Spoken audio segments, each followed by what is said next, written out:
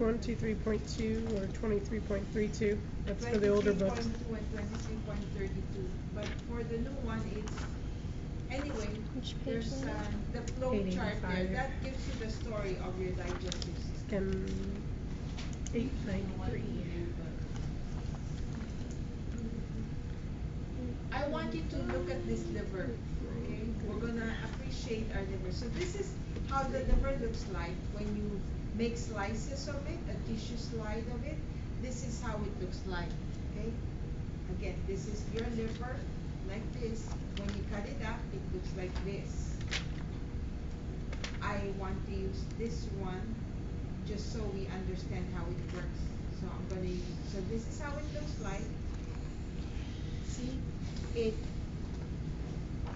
is made up of rows and rows of cells. The cells of the liver are called hepatocytes. Hepatocytes.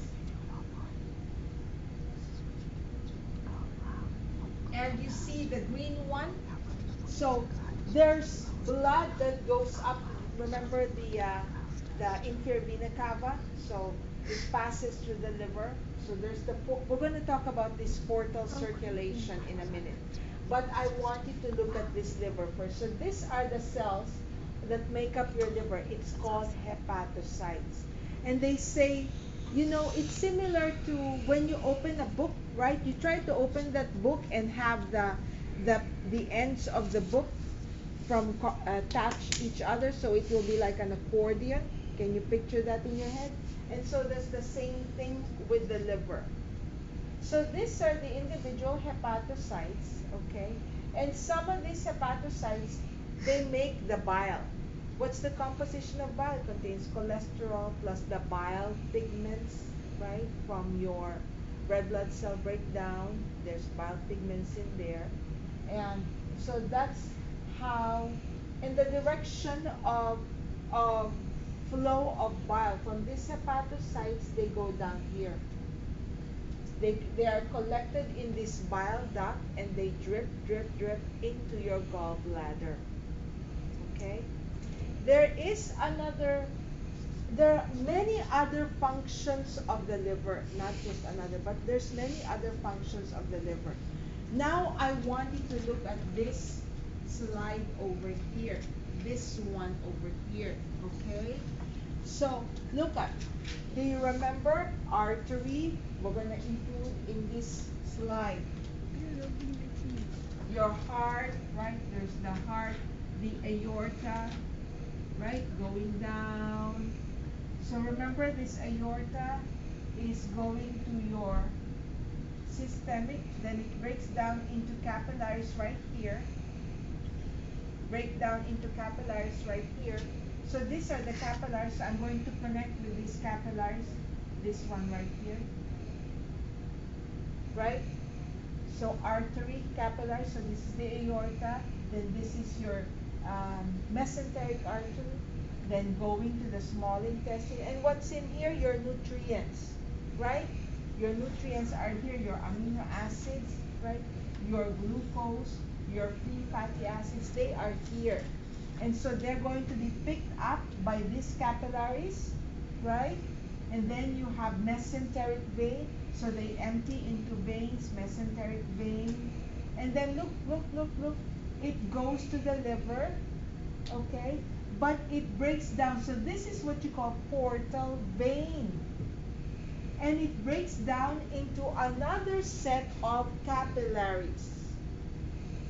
This is very important for you to understand. I want to go back here to the small intestine.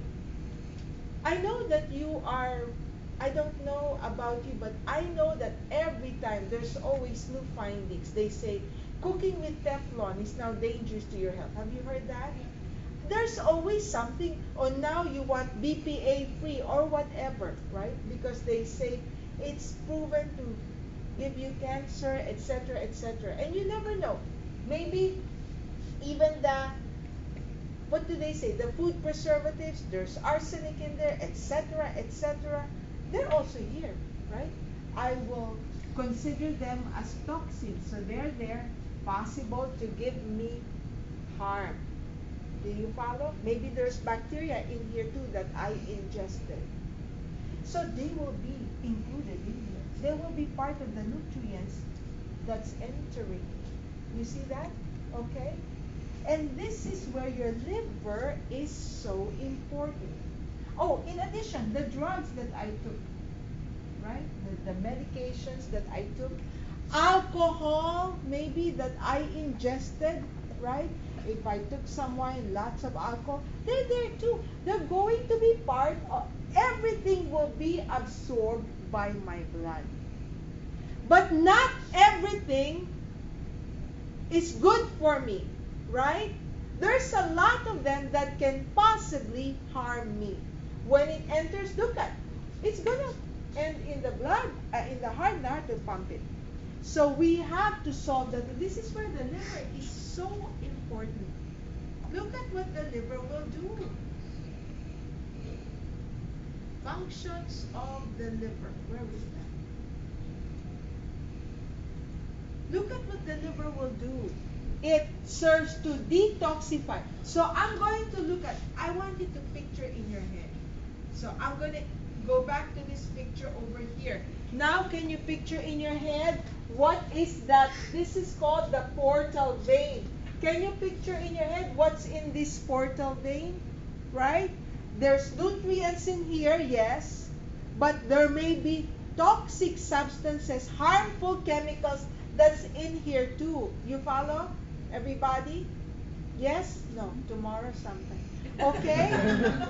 But look at, so this is what's referred to as portal circulation, where the vein, instead of going directly, it breaks into another set of capillaries right here in the liver. Remember, only capillaries have openings.